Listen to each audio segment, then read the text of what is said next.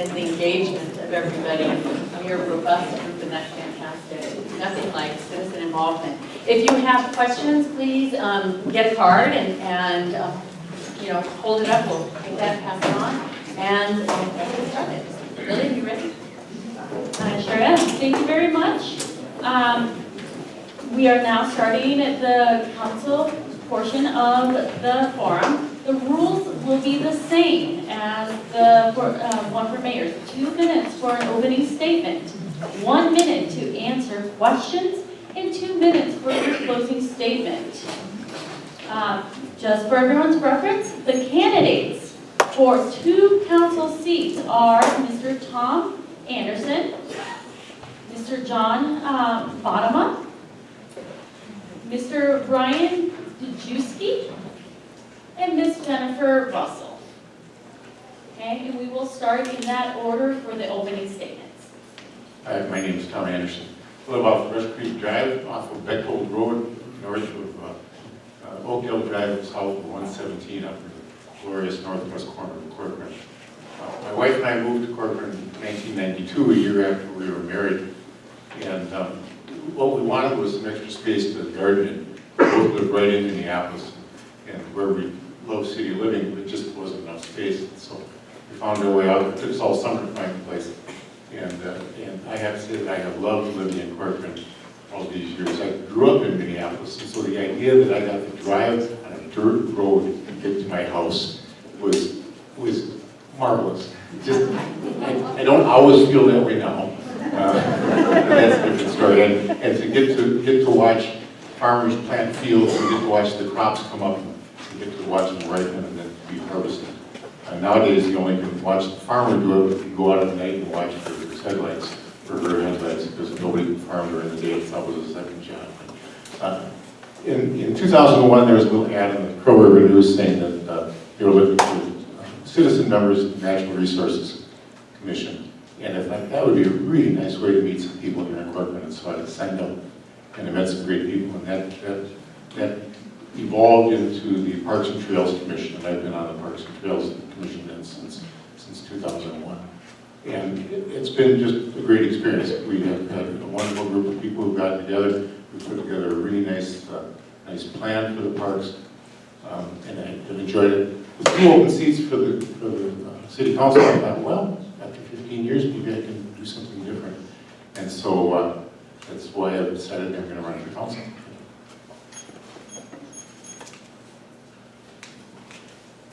I would like audience participation a little bit, please. Who here loves Corcoran? When I walk around and talk to people, everybody that I talk to says they love Corcoran. I love it, my wife loves it, my kids love it. I think if my pigs and chickens and dogs and cats could talk, they would say they love it too. One of the themes for my campaign is keeping Corcoran Corcoran. We have to have the independence, character, the heart and soul of this community, stay how it is, no matter what, regardless of the fact that things are going to change. The second theme is we have to have an efficient and effective city. My day job is I analyze and advise cities and companies on being effective and efficient. I've been doing that for 20 years.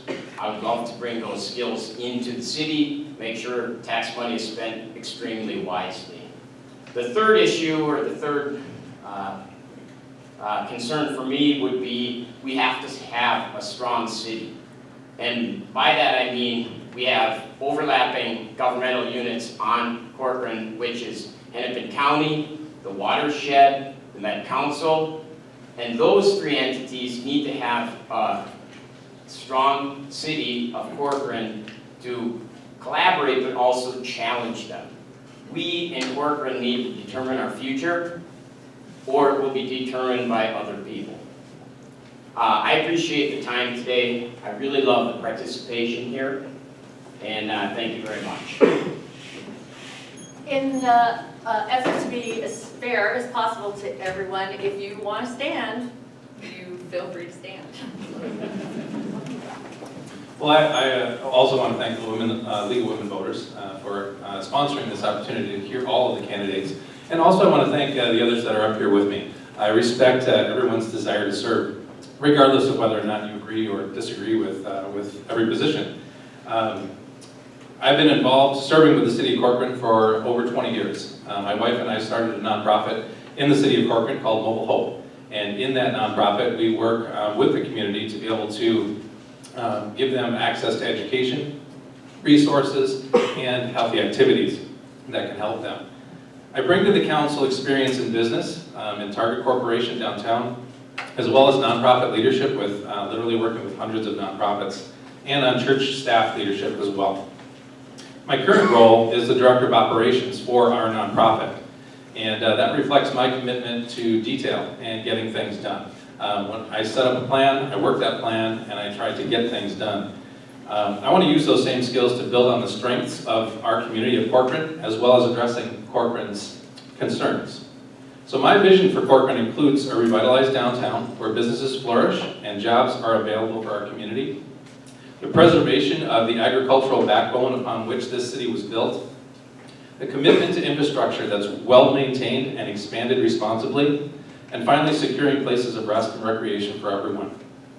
It requires a council that's willing to identify and commit to goals for each year, as well as the perspective that we are here to get things done and to work for you. I've been going door to door now since Labor Day, and I've met some amazing people. And it's just like John said, it's an amazing city, and people really love this city. And I wish to offer my services to you, and I promise to listen to residents, to look for creative solutions, the best solutions I can, and to work hard on your behalf. I would ask for your vote on November 8th. Hi. First of all, I want to thank the League of Women Voters for hosting this event tonight. I would also like to extend a greeting to my fellow candidates and to thank them for their shared passion and commitment to the City of Corcoran. I currently work as an economic development analyst for Springston Incorporated. I'm a public sector advisor and consultant assisting municipalities in developing and maintaining stable and viable communities by providing public finance guidance and reports. I've worked in community and economic development for the past 5 years, working with local, regional, and federal organizations. I have thrived in business development, recruitment, strategic planning, housing, and workforce development. Being appointed to the Planning and Charter Commission, the relationships I have built, and project completion will help me to analyze and create good public policy that will benefit and improve the lives of people in Corcoran. Perfect. Thank you. For the first question, the order will be Ms. Jennifer Russell, then followed by Brian. Mr. Brian, did you just read? And then with Mr. Tom Anderson, and then finishing with John Bonham. What is the biggest problem or challenge facing our city right now? There are a few things that come to mind, but I feel the first one is having that shared vision. What does Corcoran want to be? Who do we want to become? What is our 5-year plan? And I really feel that having communication is a challenge. Having that communication between the council and the residents is a challenge. Really making sure that we're focused on what the residents want Corcoran to become. Sometimes I feel that the city council really takes power and takes charge of all the decisions when really it's the residents that make up these decisions in our community. So I feel that that is our main focus right now, is trying to figure out who are we? Who do outsiders say we are? Who do we want to become? I feel that's our main focus right now. I think the biggest challenge that we've got as a community, again, just going door to door, is I hear from a lot of people that kind of an either or. We're either going to develop or we're not going to develop. And I don't see it that way. I don't see that we have that kind of dichotomy between those that are in this community. We need to develop. The only thing that's going to change in life, or the only thing guaranteed in life outside of death and taxes, is that things will change. And so we are going to experience that. So how do we do it well? The development issue really is driven primarily by the comp plan, but that comprehensive plan is now up for review and can be changed. And so that's what I want to open that up to this community, to be able to say, what can we do? Because now's the time to do it. The land use plan, even if the entirety of that plan were to be developed right now, we would still have 86% of Corcoran would remain rural or undeveloped. And so, and that full plan isn't likely to get done in the next near short term. So I don't think it's an issue Thank you. between the either or. Thank you. I think that the top issue right now is the development issue, sewer and water in the southeast corner of the section of the city, and actually sewer and water actually bumping into the northeast corner of the city. We are ready for some development. Development's tricky, we haven't done that. And development is harder on some people than on others. Some people get to sell their land, they were ready to sell, they really enjoy that, but other people get a housing development right next to their property, and that's really, really hard for those folks. And so, and whatever kind of development we get in Corcoran, we have to live with for the next at least generation. That stuff just isn't going away. If you go through Maple Grove, you see where developments come in, and you say, you know, that development was a mistake. And getting it changed is really hard. So we got to do it right this first time. And it is new for us, so it's going to be a challenge. I think the biggest challenge for us here is that we have a city of 90,000 that way, a city of 70,000 that way, the interstate's over there. I think the challenge for Corcoran is we as a collective, our voice is becoming smaller and smaller to the other entities around us. And I think the biggest challenge for the city is to be your voice and make sure that we determine what happens in Corcoran going forward and somebody else doesn't make decisions for us. Thanks. I just want to remind you about the camera, so you might want to stay in. I don't look that good.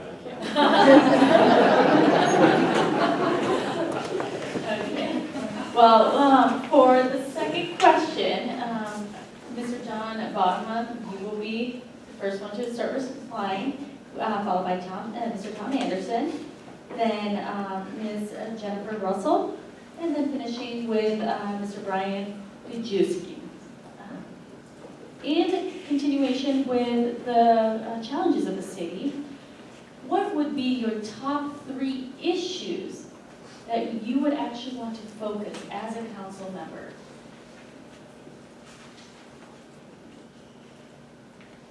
I think that the top 3 issues one would be to ensure that the city is run efficiently. Tearing apart the budget, making sure and benchmarking it to other cities, benchmark it to other municipalities, what should be expected out of the city.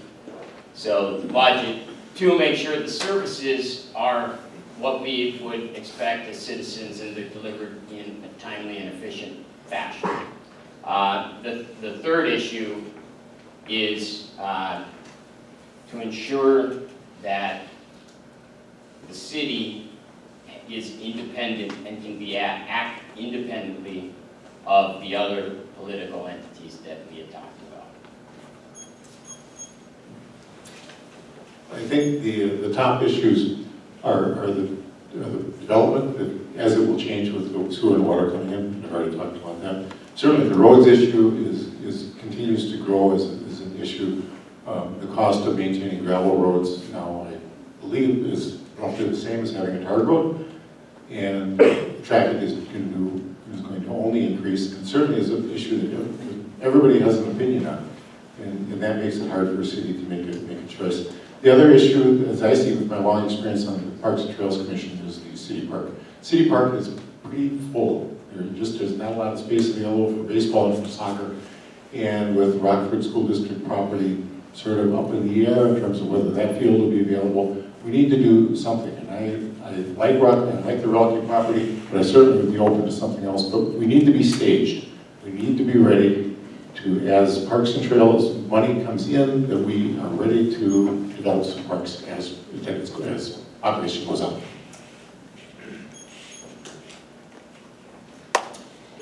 All right, 3 challenges. I would say, not challenges, sorry. Growth and sustainability, having smart investment in our community, having a transparent budget, and then business development, keeping our taxes minimal for our local businesses, supporting new businesses, that are coming to the area, and really making sure that we're having that environment where businesses can grow, they feel welcomed here, and creating that sense of place for the residents that are here right now. My top goals for Corcoran involve attracting business into Corcoran. I think that in order for us to see the kind of revenue increases that we need, we're going to, and not have that pressure be put onto the residents, we need to be able to increase the business. And we need to do that in a way that attracts business, as opposed to making it difficult for them to come in. Secondly, I would love to see, obviously we've talked about roads a lot. Roads have been brought before the council and nothing has been done. We need to do something. We need to pull the trigger and act on this. And for us to, we need to hold our heads down and when we look at how long that's taken. And finally, I think annual goals and measurements. I think it's important for our community to understand what it is that we're going to be working on and be held to those things. And so if we're able to set up annual goals as a council, and then you guys know what we're working on, we can also hold ourselves to those things if we've done them or not. Okay, perfect. Next question, we will begin with you, Mr. Brian Juski, and then we will go with Ms. Jennifer Russell, followed by Mr. John Bottoman, and finishing with Mr. Tom Anderson. Given the recent events in the news regarding police and citizen interaction, what can we do to build community policing in our city? In my work with Mobile Hope, we have a fair amount of interaction with the law enforcement that's here in the community, and we've had a great interaction with them, to be honest with you. Most everybody that we've interacted with has shown a great deal of respect for those that they interact with. And so I don't feel that some of the issues that we've seen nationally have been reflected in the police force that we have here locally. I've been very impressed with them. However, we can always do more to be able to increase and better the relationship between law enforcement and the people that they're serving. Some of that is done at Mobile Hope, where we're able to provide new opportunities for those law enforcement officers to interact with the public and with families, and they can do the same thing in parks and so forth. I think they do a pretty good job.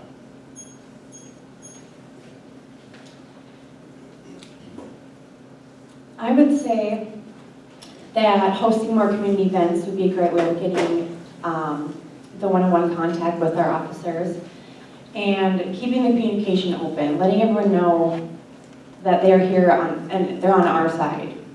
Also, I feel like inviting police into schools to interact with the students would be a positive thing for the environment and for our community as a whole.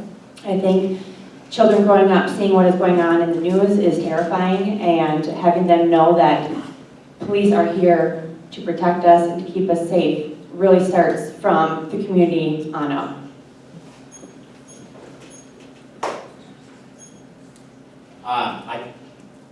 I applaud the work the police do in our neighborhood. My wife broke her back 2 years ago during the middle of the winter, and I called 911, and there was a police officer and EMT there within 2.5 minutes, and I really appreciated them. I think we have interest groups in this town that are not heard by City Hall. And my intent is to have great relationship with the city, the business owners, the citizens, the admin at City Hall, and the maintenance department in this town too. So I don't think positive interactions are limited to the police. I think positive interactions with the city should be for everybody. I think that the situation that Corcoran's in would be just a dream in a lot of other places. We have a local police force which serves our community. They're a dedicated and really wonderful group of guys, group of people. And I think that they do just an outstanding job. The police station is right here. I mean, it's just part of the community, and always has been, at least in the time I've been here. I think that the Night to Unite, the night is a great example of where the police are out in the community. as well as Country Days, where they have their unit out and show it off. I think they're just a wonderful part of the community. I think that if everybody did as good a job of being in the community as the police do, we'd be really great. We also don't count on the police for much in the way of revenue, which is really, really a good thing. Great. The next question, we will have Mr. Tom Anderson, followed by Mr. John Bottomo, then followed by Ms. Jennifer Russell, and then finishing with Mr. Brian Yuski. I'll get it by the end of the night. Okay. Water resources and the environment in general are important issues. How would you work with the watershed district to safeguard our resources? I have not had direct experience with the watershed district, but my understanding is that it is really hard to get them to make a decision. That they want a lot of information and they're just kind of pokey. And I think it is, my guess, and it really is a guess because I just have not had the experience, is that we just need to be consistent, firm, consistent in our requests, in our need for action back again. They're out to protect the water, and we need to respect that. And it's really important for Corcoran, since most of us are within about 3 feet of sea level. We need to have that done right. So it needs to be a cooperative relationship, but it needs to be one where we do get answers back when we ask questions. Well, I've been the representative to the watershed for Corcoran for the last 2.5 years. So I have a ton of interaction with the watershed. I think there are two things that I think about when it comes to Corcoran's interaction with the watershed and my responsibility on that board. One is they have plans for Corcoran, and they don't always meet what I think the citizens of Corcoran would like them to be. So I have habitually collaborated with them, but also challenged them on some of the things they want Corcoran to do. The other thing is, we just had an issue with, they wanted to have Corcoran pay for an analysis of our water. It cost $60,000. They wanted us to pay for it, and I was able to negotiate and have that be $1,000 for us, and they would pay the other $59,000. Collaboration and challenging, that's what I would do.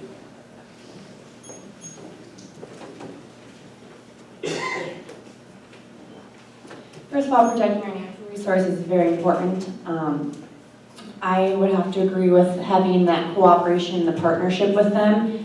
I also have not personally had any experience working with them, but knowing that working with an organization like that, some smaller cities tend to kind of get thrown in the wind and under the shuffle when it comes to asking them for help and advice and questions. So really making sure we're being active and participating with them and really trying to get the feedback that we need on a timely manner and work with them and ask if they have any advice for us and create that partnership is really important. I primarily see groups like the Watershed as a resource, a group of experts who know a whole lot more about what they do than I do. Me as a council member, I need to tap into those resources, use them for the expertise they have. But then my job and my role as a city council member for Corcoran is to say, how do those desires that the Watershed have for us play into what we really want to do as a city, and try to balance those things. So to function primarily as an advocate for the city, and then use the Watershed as a resource. Thank you. The next question, we will start with you, Mr. Brian Juski. Then we'll follow by Ms. Jennifer Russell. Then with Mr. Tom Anderson, and then with Mr. John Bottomo. Rising property taxes burden all. What alternative sources of revenue would you propose to fund the city's development needs? The primary sources of income to the city are income taxes, unfortunately. And so where that comes into play is either we're raising taxes or we're bringing in new sources of revenue through business. And so that's the challenge that we've constantly got. We've got this desire not to change how Corcoran is, but yet at the same time we need that revenue. And so I feel that's why I made it one of my goals is to attract business into this city. And of course, businesses aren't going to be attracted into the city unless there are also residential individuals here as well willing to take advantage of those businesses. And so that really needs to be something that we put some effort into and make sure that we can attract those businesses into town. I hate to say it, but ditto. I think the businesses are our main focus into keeping our revenue coming into the city. Businesses are huge. Businesses are what we need to keep the city afloat. Obviously, no one wants taxes to increase, but making sure that we, if we do increase taxes, that we are providing those types of services that the residents need, and we're making sure that they are the right types of services if we are increasing our taxes.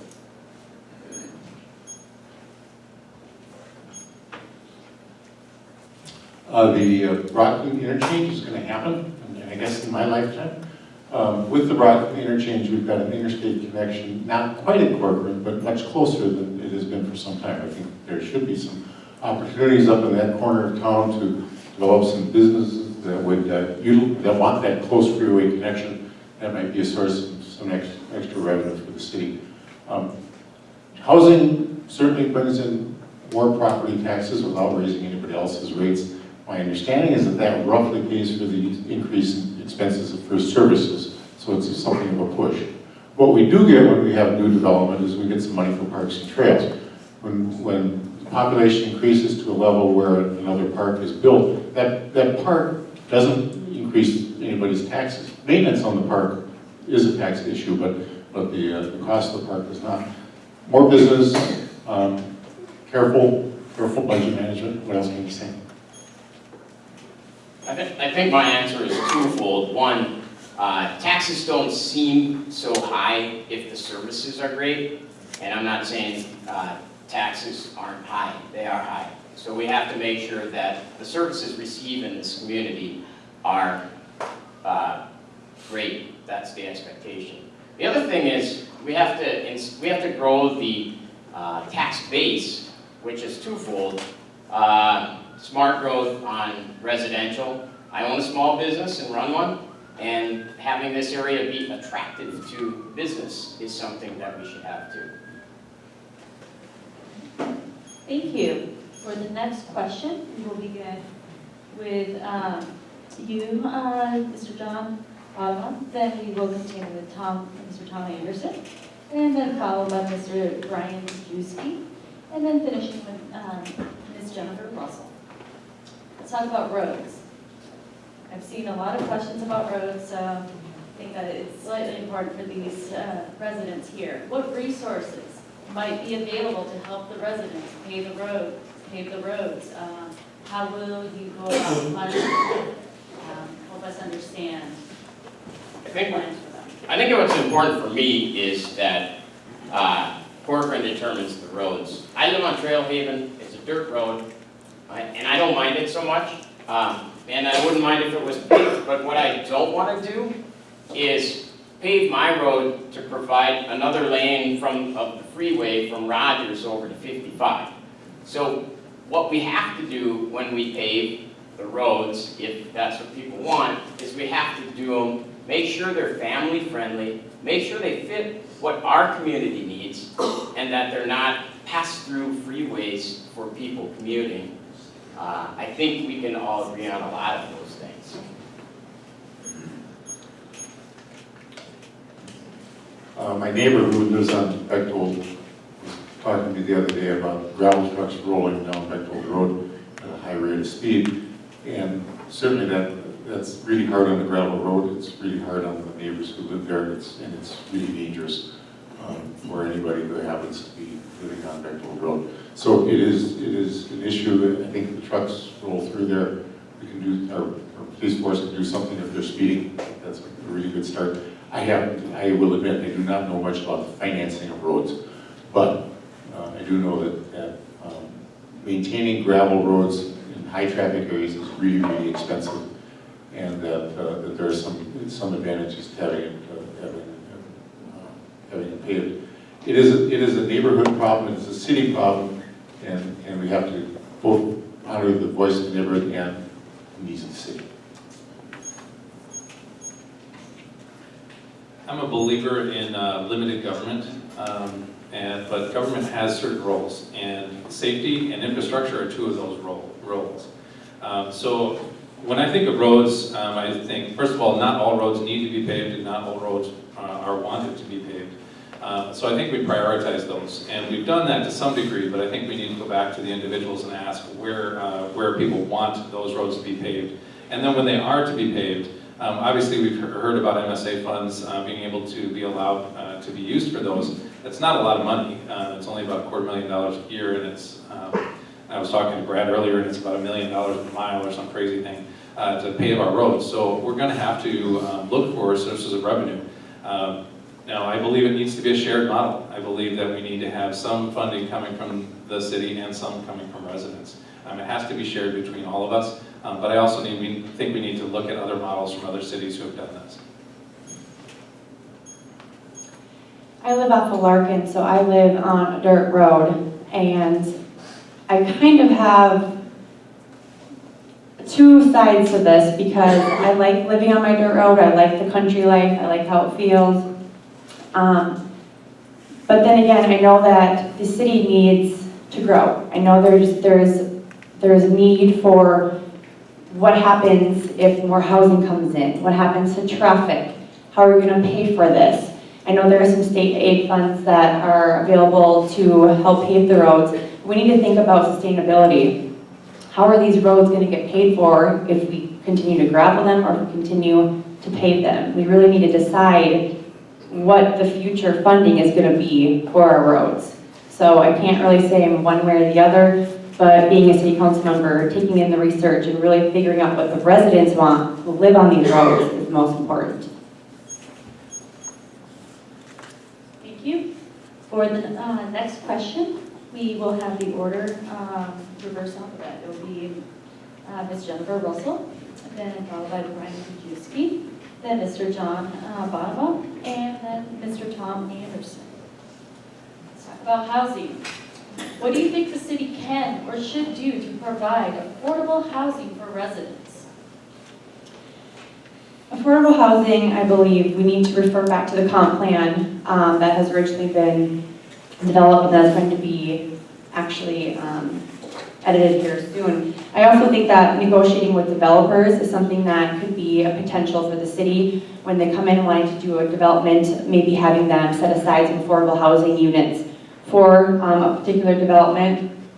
And then we also need to support a range of density of housing. We need all sorts of housing. We need life cycle housing. We don't have housing for people coming in, starting families, and we don't have housing for people who have all their kids who have left and now they have a 5-bedroom house and they just want something small for themselves. So really making sure we're focusing on the types of housing that we have available for everyone in our community, whether it's young people, old people, people who just want something small. We really need to focus on housing for everyone. With housing, I also